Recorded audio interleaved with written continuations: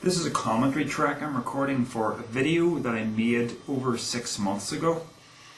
Now it should be pretty plain what I'm trying to achieve in this video. You'll see the little side wheel there on the table, and I'm obviously outside the window looking in. So this is an attempt obviously to move the side wheel without being in the same room, to put myself in the position where no conceivable bodily force such as the heat emanating from the body could really affect the object that I'm trying to move. And as you can see, there's some pretty dramatic movements coming out of it. It's not quite as dramatic as it seems. Just note the clock. The clock is moving very, very fast. I've got this thing on kind of, a few frames a second just to speed the whole thing up.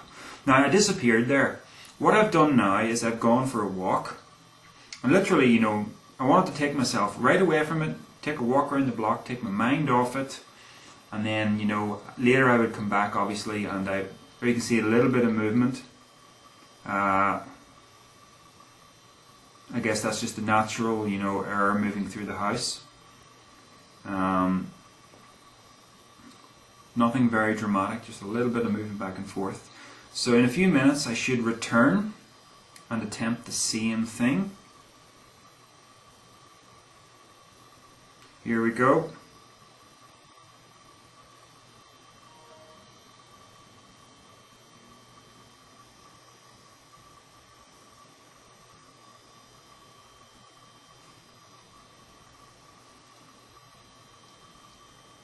There you go, once again some dramatic movement.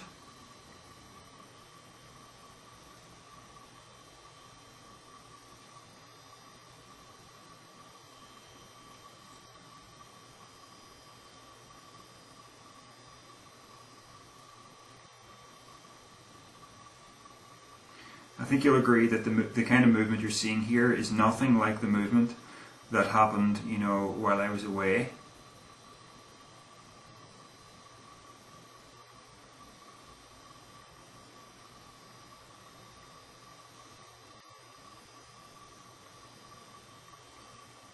I mean, I know skeptics, like some skeptics might even say it's, you're casting a shadow on the thing and the change in light is actually causing the movement, but I mean, that's really stretching it.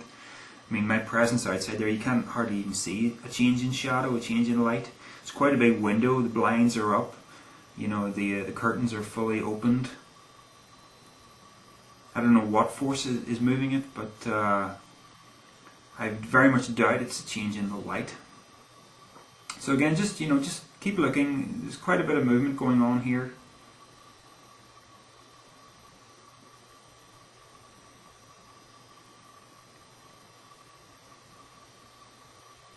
And once again, I leave. And as you can see, the side wheel is not moving. The reason I attempted this exercise is because I was getting so frustrated not being able to move the side wheel underneath a glass bowl, and I just wanted to try something. I wanted to try something that would maybe some experiment that would give me like an intermediate stage between being beside the side wheel and doing it under a glass bowl. And this occurred to me. It's almost like the room is the glass bowl. You're outside the room, and it's kind of like my way of trying to find out what forces are really responsible. And I'm sort of thinking along the lines here that telekinesis uses whatever kinetic energy is available. Okay, there's no movement there.